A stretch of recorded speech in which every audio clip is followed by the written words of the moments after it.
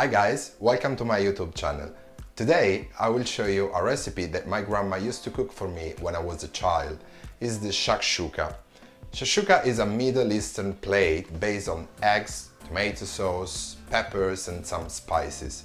In Italy we also have a similar plate called eggs in purgatory. Basically are the same ingredient but different tastes, because in Italy we do a normal Italian classic tomato sauce with onions, basil leaves and tomato.